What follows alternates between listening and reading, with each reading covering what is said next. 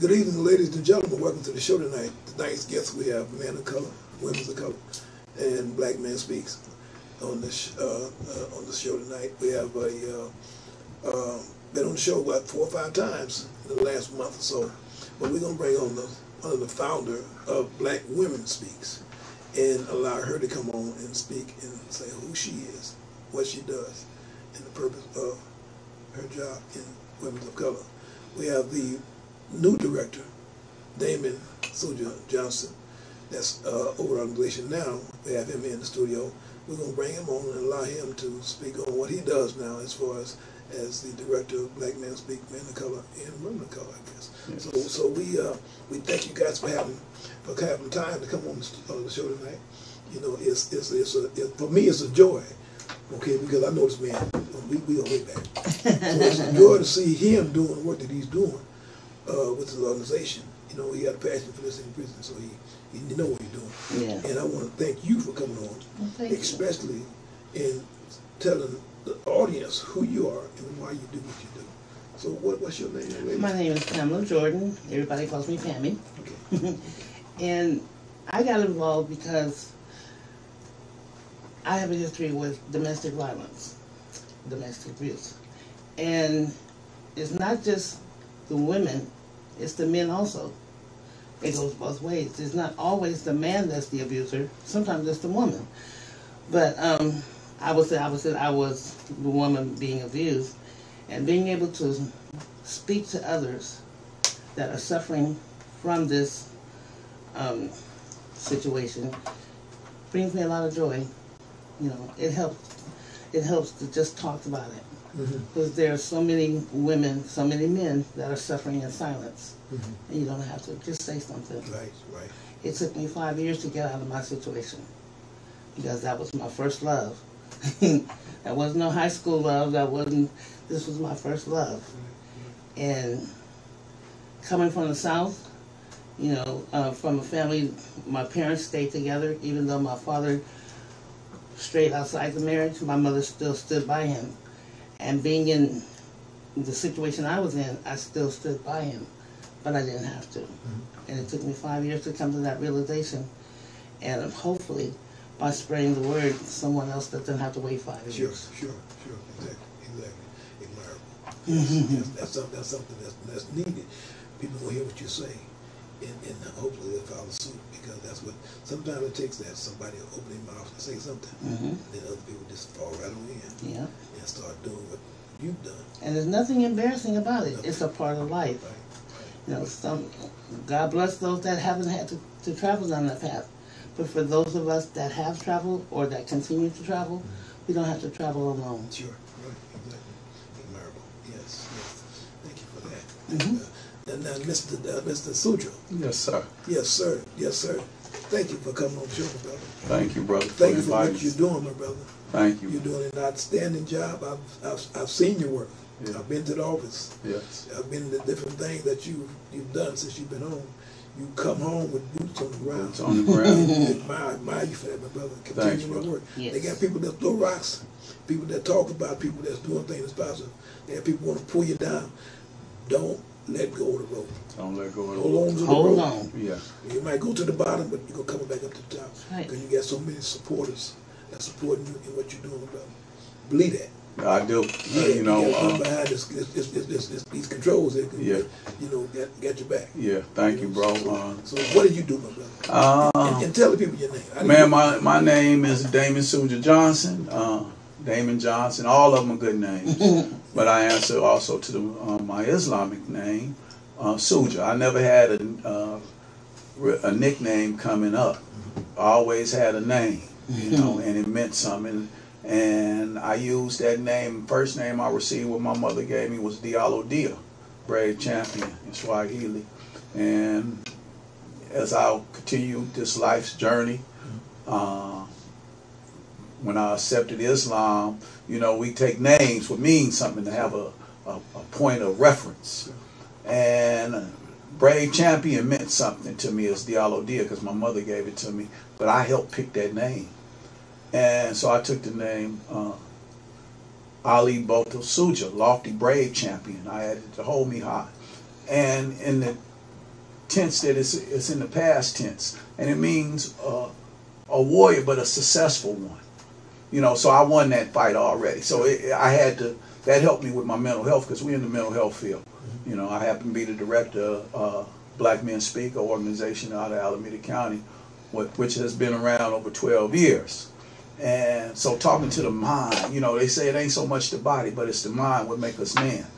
So we speak to those issues, you know, and after I was formerly incarcerated, so I'm a returning family member after 34 years. I went to prison for a very, very serious crime under guise of which they called the law at the time, which shouldn't have been a law. The felony murder rule. I was with a guy, he didn't know my name, I didn't know his name, but he decided to rob a place. I caught a neighborhood taxi ride, and in that neighborhood taxi ride, and I also was breaking laws, being disruptive in my community. He told me when we went to a place of business that my grandfather built in the neighborhood. He hadn't been from our neighborhood, he was just visiting. And I got a ride with him, but when we got there, me following my ignorance and my criminal thinking, I agreed to go along with a robbery with him. Not knowing how to do a damn robbery. I thought it'd be some TV stuff, and he thought it was. He was older than me, he thought it would be TV stuff. But he committed this crime, and beautiful person died in the commission of this crime, and I went to prison for being there. Because I didn't tell him to stop. And I had to take responsibility, because if he would have came out of there with some money, I would have said, where's my half? Sure. So if I was willing to take half of it, I would be willing to take the consequences also, even if I'm not happy with them. But that was me growing up, and it was probably some prayers answered also from my mother and grandmother. Please help me with this boy, for he worried me to death. And the prayer was answered by removing me from my family and friends and giving me some lessons, time out. Sure. And coming home, as you say, boots on the ground. I was released 2019, February the 14th, Valentine's Day. Yeah, so I don't think that'd be a hard date to forget. You know, sometimes I forget my birthday. You know, but coming back to remember this day, and since then I've been paying it forward. You know, because where I just recently left, I left a lot of good family. You know, and I had to hold it up. You know, they didn't tell me go out there and tear it up. They told me go out there and live and represent, you know, and I was raised like that. So I was getting prepared for the things I didn't know tomorrow held for me. You know, and as a young man, they had a law come out with also, and it made the Youth Offender Act. But as a young age, especially between the ages of 18 and 25, we have these character defects, low self-esteem, peer association, impulse control, impulsiveness, and things like that. And I suffered from all those, and I didn't have a name for them. So I got a chance to get time out and go think about, you know, the consequences of each action I make and how I want to live my life forward.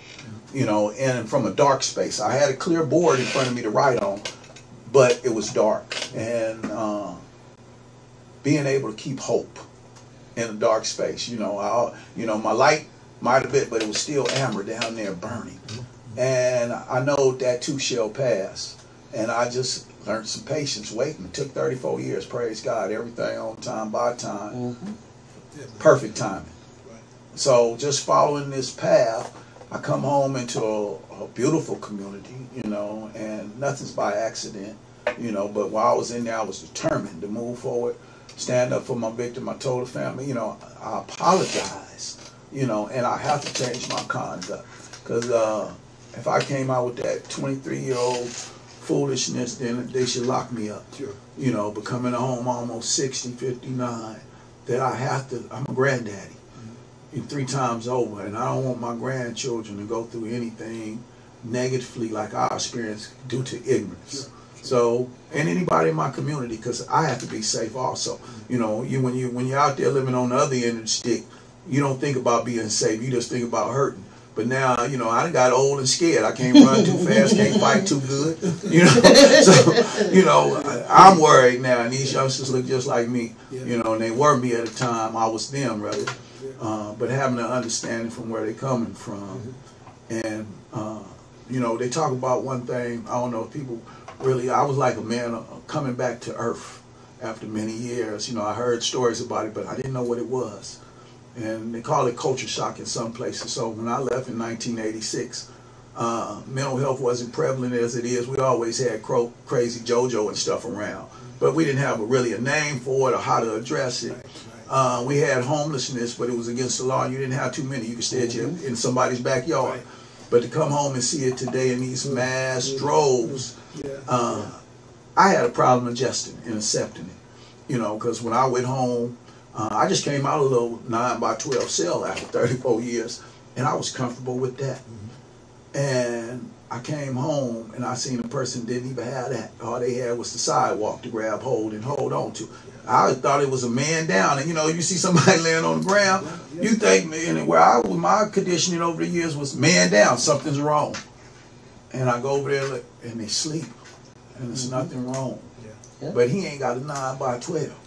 You know, so I started really realizing how expensive this real estate was really to live in, but it came with conditions. And you know, they always say love don't got no conditions. Well, if it didn't, we wouldn't have this situation. So love got conditions, man. You know, but the conditions I had, I couldn't walk past this. You know, and the brother Joe Anderson was the previous director before me. Heard about me in prison. I didn't do nothing special, man. I just, as my mother told me, I just love black people. And I was 8 years old. She said, "You love your people too much." I don't know nothing about that. You know, I just do what you're supposed to do. You know, I learned how to act like family. You know, and coming home and seeing this stuff, and we're in the 7th generations. We got to Oakland, California in 1957. My grandfather, Dr. Otis Stillwell, him and Slim Jenkins owned the first black bowling alley on 7th Street, built the Oakland Acorns. So we've been community. You know, I lost my mind for a minute under this big guys they had about game. You know, Conatel program and all that other stuff, but I won't blame them because the decision was laid to me. You know, and seeing this stuff coming home, I had to, whatever I could do about it. You know, in my way of life, it says 3 things to change a thing. You know, first with your hands, if you can't change it like that, change it with a word. And if you can't change it like that, at least hate it in your heart. And that was the weakest. You know, and a lot of things I had to hate like that because I couldn't do nothing about it because I was behind the wall. You know, but now being able to be on this side of the fence, I could be active about it. You know, I could throw a rock. You know, I can cuss you out. You know, and I could hate it in my heart. So now I got more ammunition. You know, but coming with some guidance and some brothers to support me and sisters to support me, you know, it's a win-win situation I'm looking for, you know. So that's been my stepping stone to come out here and hit these bricks like I'm hitting it. You know I ain't got long left, and I don't want what I left behind me be known for.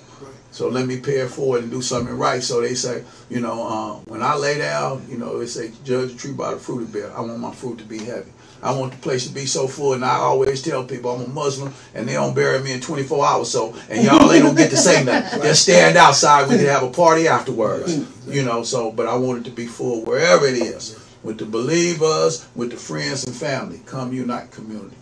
That's your brother Suja, man. Okay, black men speak, black men color, women's of color. Okay, the work that you do in the community is outstanding. Thank you. It's something to be appreciated of what you guys do in the organization. You know, like, 'cause I've been there and I've seen the work that's being done, and we don't have too many people of ourselves doing this kind of work anymore. Like Panther Party's gone. It's over with. You know, they talk bad about them. But they did some good things in our community. Yes, we know, right here in Oakland. Right. Now we got Black Lives Matter. Yeah. Okay. They not doing a whole lot. You know, they got a name. They ain't doing a whole lot because we're still killing each other. You know, they got a form of genocide. We killing each other. Okay, that got to stop. But the work that you guys are doing, you're spreading it. It's like peanut butter and jelly sandwich. You got to smooth it out You got the peanut butter on there. You got the peanut butter and jelly sandwich. That's my favorite. I don't have one there. 2 o'clock in the morning.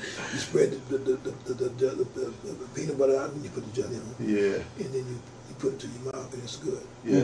Okay, so you guys spreading it. Yeah. Okay, you got the sandwich. Yeah, spreading it. I seen a video on my TV, on TV a couple weeks ago in Jefferson Park. Oh, I was doing yoga. I was doing yoga in the park. Yoga in the park. Doing yoga in the park. Yeah, And I looked at that and said, man, look at this.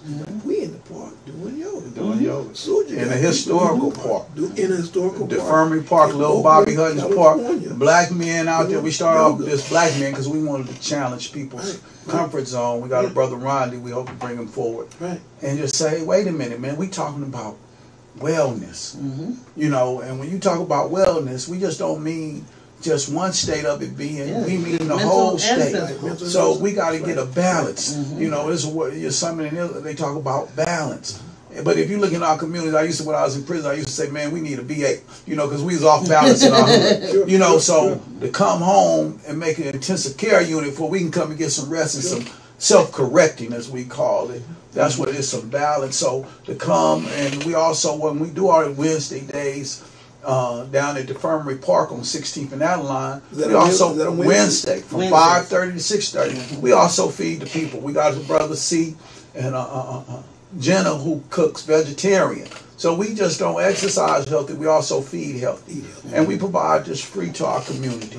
You know, because we sit down as a community and talk. We ain't got guns, knives, violence, gangster music, anger. We come in here and we learning how to breathe, manipulate the body, and get the most out of this tool we got. You know, and be around some positive energy. Because in Alameda County, I work with Alameda Care Connect, and also POCC was under the Alameda County Department of Mental Health and Medical. And that under medical, they identified it as the eight dimensions of wellness. That means community, everything. Because see, the family don't look like Leave It to Beaver's family any longer. Sometimes you do got two mamas, two daddies, or no daddy or no mama. Right. So whatever the equation, we have to encompass that.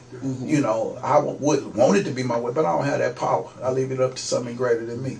But to meet them where they at, because now we have a bill that was passed by Gavin Newton this year, Senate Bill 803, which is peer navigating. So we are a peer-run and peer-driven organization, and we're trying to gear ourselves up to provide this training. You know, because I think of a verse in the book, it says, my people are destroyed due to a lack of knowledge. And one time you come to our community, and our knowledge is like babbling because it's all over the place. You know, and if you just go back 40 years ago, 60, you can say, what's the issue of y'all? And they called it civil rights, whatever it meant. But today ask us, what is the issue of us? And they all over the place. So to harness this power and bring it together. And so we put it under mental health. But that mental health means everything, because man is mind. And if you don't have that together, these limbs and stuff don't follow. Or when they do follow, they corrupt. So we don't say we had a right or wrong way. We just say we have a healthy way of addressing our community, and not the whole community, because we can't speak for all black men, but we speak for us like us, you know. And so that unique individual who don't fit any other model, maybe you can come to us, you know, because I say I have a PhD, because sometimes I sit with doctors, lawyers, judges, police, and common people every day. And I tell them I have a PhD, and they look at me and say, where you at? I say, I was in prison 34 years. They say, what you mean by that? I say, problems handled daily. That's right. So I have the lived experience. Now, God willing, I do be able to go back to school and educate myself, you know, because that saying still applies. My people are destroyed due to a lack of knowledge. And we need useful knowledge and something tailored directly for us by us. You know, we need your scientists, we need your doctors, we need your lawyers, we need your builders, we need your teachers, we need your mamas, your daddies, your sons, and your daughters, you know, and we need that healthy energy to come, you know, because, like I said, I was born here in Alameda County, and Oakland is a thumbnail-sized town. You could drive through it from Alcatraz, North Oakland, and Berkeley, and be to San Leandro, 106th Street, Strong, in 7 minutes. But we got an international name, a little city with a big name. But we got big ideas, and we got freedoms where a whole lot of people ain't enjoyed. And to have that opportunity and build, man, I don't look at it but like nothing but blessings. Let my cup, you know, and that's about the thing about perspective. You know, somebody asked me, how you, I say, man, my cup is half full and fist to runneth over. It's not half empty and about to go broke. You know, so having that spirit, you know, we come out here like the sister explained, we deal with trauma, we deal with substance abuse, we deal with homelessness, we deal with reentry, And we deal with good things because all our stories ain't losses. Right. Yeah. We have wins. You know, some of us have been incarcerated, some of us never. Some of us don't have mental health issues. Maybe my child does, or my wife does, or my husband does, or my auntie or my uncle. And I need to learn this so I can communicate with my family, with my community. Because most people think people with mental health are the people doing things to people. But most of the time, it's just the opposite. And the data supports it. So, because if you hear somebody, I used to be like that, man, what this sucker talking about, all this noise talking to, who he talking to? I was really scared of him, but my scare would hurt him. Instead of getting away or asking what's going on. But as I got older, I had friends who had some of these maladies about themselves. And I didn't know it was anything wrong with it, or he just was that way till I got older and I learned that my brother was having a problem. Yeah. So it helped me, like I say, it was preparing me for things I was going to face tomorrow and have to have patience to deal with. You know, and I still have problems sometimes accepting some of this stuff, you know, because where I come from, you know, get up. You know, and then you come home and you tell them to get up, and they ain't ready to get up. But I have to understand the mindset, because if you've been conditioned, if you take an elephant, and an elephant is a big creature, but if you get them, it's a story, and I ask it like this for all who can hear and listen. How do you kill a giant? And I ask you, how do you kill a giant? Well, he was killed with a stone, wasn't it? Knocked down. Okay, wrong. How you kill a giant? I step on his foot. Well, you know, and it's in history, throughout history. In the first place, I learned it and didn't understand it. That's why I say read between the black and the white. What did Pharaoh do when he heard a prophet or a giant was coming? His first order, kill the young. So you kill a giant in one sense when it's a baby. We also use that in the psychology of dealing with problems. When do you deal with your problem? Do you let it grow up to be a problem, or do you stop it when it's young? But this science is in the Bible first. Because when they heard Moses was coming, what they did? Kill all you. When they heard Jesus was coming, and they didn't kill him when they were grown men. What did they say? Kill him when he was a baby. Because we had an example when David did go up against Goliath. He had to have 7 helpers. But he had to go get them, and that took work. So it wouldn't have took all that work if they had knocked him down when he was a baby. But the other people who used that same ideology is Pharaoh. Because he got us in the most incarceration ages between what? Really 16 and 23. So he gets you in your, as they say, Gulam stage, your naive, your ignorance. He get the firstborn. I'm born in 1962, man. I'm the firstborn of the integrated family coming forth in this. And what they did, they knock us down. We within the United States, over 2 billion people. In California, over 180,000 people. And each year we impacted. We just passed Proposition 17. I never voted in my life. What does that do? Disenfranchises our community. I could vote for the first time coming this year.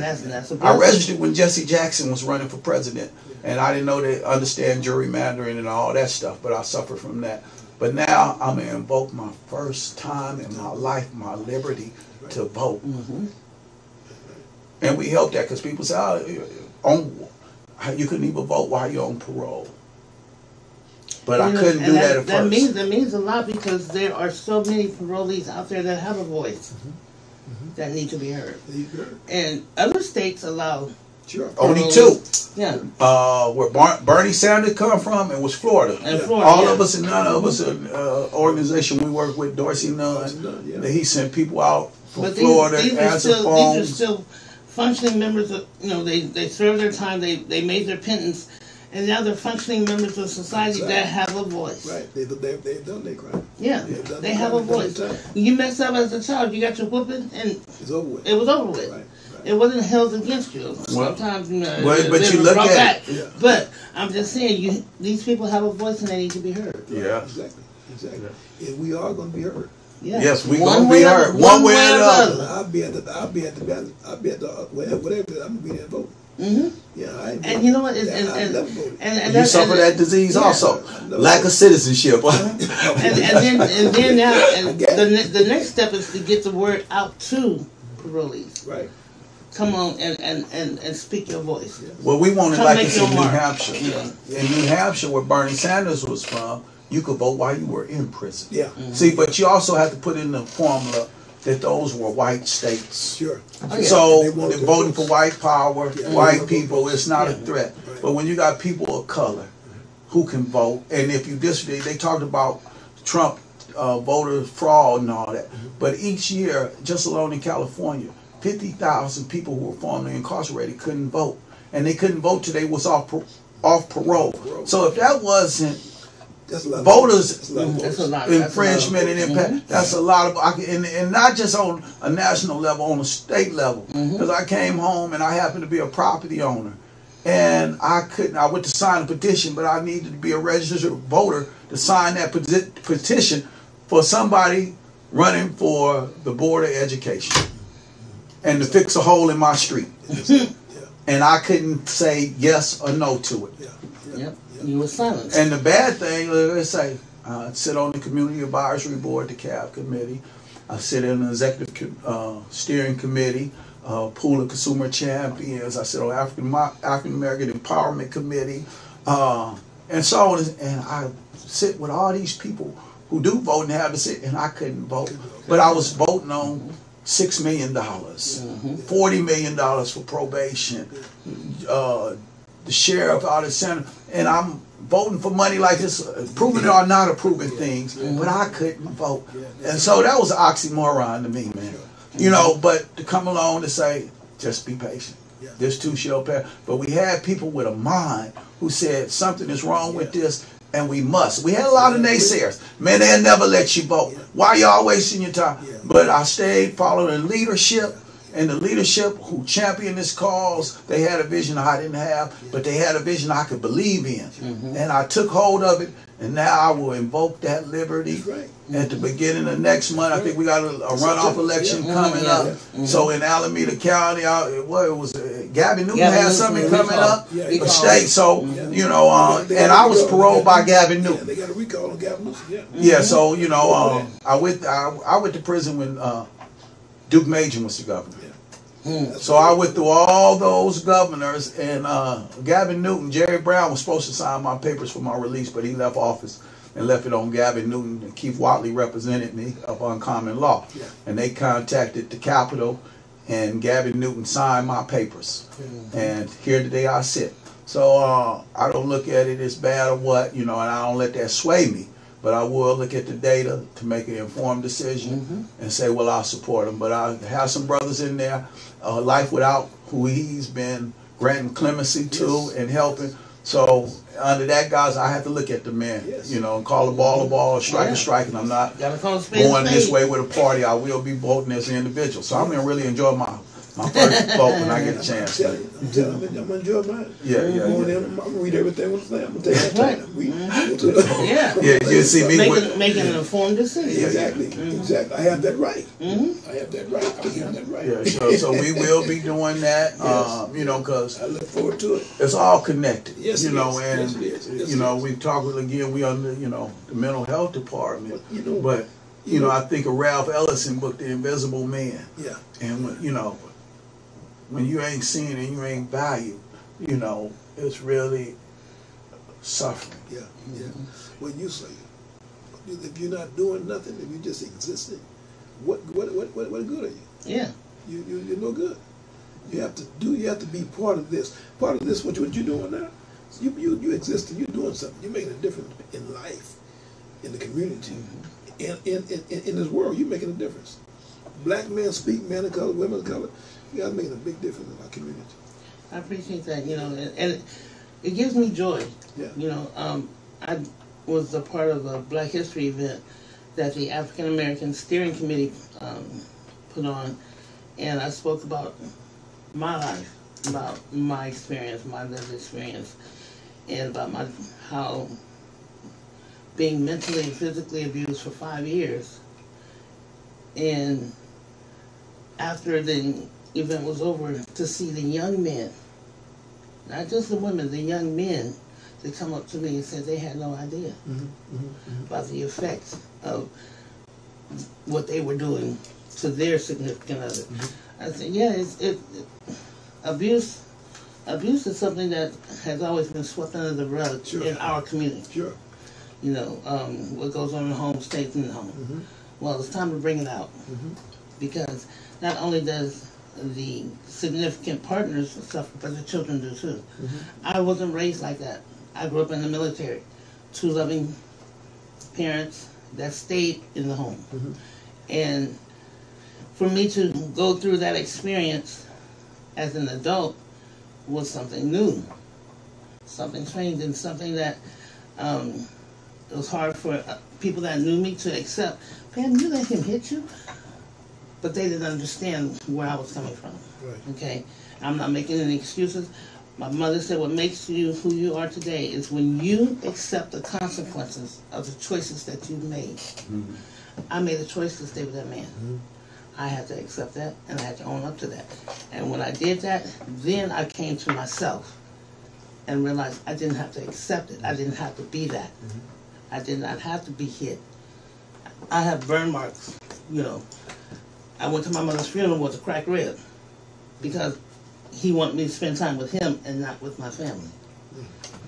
But I did that. I accepted that. Okay? But I don't have to be that, is my point. And that's what I do. I don't know all the answers. I only know what works for me. And if my speaking about it will help his family, his people, your people, to realize that doesn't have to be, just because it was at one point in our coming up, that doesn't mean it has to be. I'm not saying that what happened to our foreparents or whatever was wrong, but there's another option. Sure. There's another door. They say it's a poor rabbit that only got one hole. Well, I'm not that rabbit, you know, simply because I reached out. You know, I've been with PLCC, Pool of Consumer Champions, for years now. And that's when I started to open up. That's when I started to realize. That's when I started to listen to other people and realize I'm not alone in this. You know, yes, domestic abuse goes on. That's our makeup. But it doesn't mean that I have to live that way. That I do have options. And I'm thankful for the path that I've had to go through. Because not only did it help me grow, now my daughter doesn't have to go through that. Right. Your daughter doesn't have to go through that. Yours doesn't. We don't have to go through that. A man or a woman doesn't have to be abused. And if that unfortunate incident happens, you don't have to stay in it. Learn your worth. Learn your cause. Learn your path. And but you have to travel your own path. I can't tell you, man, he hit you, you need to leave. No, I can't tell you that. That's not my place. I can't direct your traffic. You can't direct mine. All I can do is say, hey, there's a hole up there on that road. If you go on that road, you're going to fall in it. Because it's so wide, you can't help but fall in it. But if you choose to go ahead and go, that's on you. I've done my part. And that's what I look at. My aim is to do my part. And my part is to say, hey, I've been there. Not what I heard. Not what I read about. But what I lived. The lived experience. And lived experience is the most valuable thing. And I'm so glad that mental illness is becoming a word now. It has a meaning now. In the past, like you said, oh, he's just crazy. No, he's not crazy. He has a mental challenge. I managed the men's home of mentally challenged men, different levels. I was like the big mama to the group. And my heart really went out because there are so many of those men that have families can't go home because family can't deal with it. But God has blessed me with that ability to handle or to deal with mental challenges. I look at the homeless people. We see the homeless people talking to themselves. That's what they know. And it's all about being able to meet a person where they're at. I can't tell, man, you stop talking. I can't do that. Because that's where he's at. And I don't know what his path was, but whatever his path was, he's still a human being. He still has worth. And it's not for me to treat him any less than. Because that could be me. That could be you. Well, you know, I appreciate you guys coming into the studio tonight because people need to hear this. People need to hear what's going on with men of color. Black men speak, women of color. They need to hear what's going on, because people don't know. You don't know. People don't hear. They don't hear it in the open. They know because ain't nothing happening under the sun when ain't already happened. That's right. But we ain't learned how to talk about it. How to put it out there. People don't know about men of color, women speak, black men speak. The organization, they hear about it, but they don't know what's going on. They hear, okay, Suja and them got this going on, but this is what's going on. We want to show it to them on screen. We want them to be able to look at it on screen and be able to say, oh, this is what the brothers doing. Okay, they got the yoga in the park. We got yoga in the park. Feeding the homeless, they're doing things. Hey, let's go out and talk to the brother and find out if we can participate, be of some help to the brother. So that's what I'm talking about. So I appreciate y'all coming in. Right on, brother. I appreciate the opportunity. Don't bring you back. Yeah, bring it I'ma be here. We can tell you we got some great programs coming up, workforce development, training, some special groups and activities in the community. And we looking at it like one brother, old Dorsey, he said, we just not a 501 nonprofit. We a movement, you know, and we use this word, black men speak. We black men speak. We speaking, man. And we have men of color and women of color, so we community. You know, so when they hear about us, we telling our stories, our wins and our losses. But we got more wins than we got losses. And we getting well and healthy from this, because this when we can talk about it, there's a sister say it ain't got to be a secret no more. And she saved her daughter, my daughter, and all that. You know, because when you was living in the penitentiary, I was living in the penitentiary, I had a big worry all the time because I had left a little girl here. You know, and I heard the stories, and I lived with the guys who were doing some of the things. So I also saw the metamorphosis would happen for some of those men who were perpetrating, because when those young men came to, because I was one of them young men, I was growing up being a male chauvinist and didn't even know what a male chauvinist was. So now to know that, and we corrected ourselves inside, some of us heard that message from you and many other mothers and sisters and aunties and stuff, and we got it, even when we were the ones perpetrating that. You know, so we paying it forward. So to tell you, sister, we thank you, we love you, and we appreciate you. And as a black man, I have to say, man, praise God for the black woman, because without her, it wouldn't be no me. And strong, I hate to say, because I heard some sisters saying, don't call me strong was in, so I don't mean it like that. I mean it like this: strong women and strong black women raise strong black sons and men. You know, so God give you what you need. But we thank you, sister, for this. You know, and telling us like brothers. I'm thanking you. Yes, I do. Yes. So with that, we're gonna bring you guys back on the show. We're gonna make this studio available to you so you can show the progress in Black Men Speak, Men of Color, and Women of Color. Not a problem. We're gonna bring you back. So be glad to come back. Yes. So thank you for coming on. One love. Tell them to look for us. Yes. So, ladies and gentlemen, thank you for watching the show this evening. We're going to bring this organization back in some weeks and allow them to continue their journey and allow them to tell you what they're doing in the community so you can take part of it. So thank you for watching the show tonight. You can look at the show every Saturday night, 7 o'clock on Channel 29, prime time. You'll be able to look at it on YouTube this evening. Go on YouTube and type in the Wendell Elamine James Show. You'll be able to watch this show as often as you wish to. So thank you for watching the show. If you have anything that you can tell me to enhance our program, call the studio. They'll get it to me. And I'll make sure that I use what you say to enhance our program. Thank you, and have a good night. Thank you. Thank you. All right.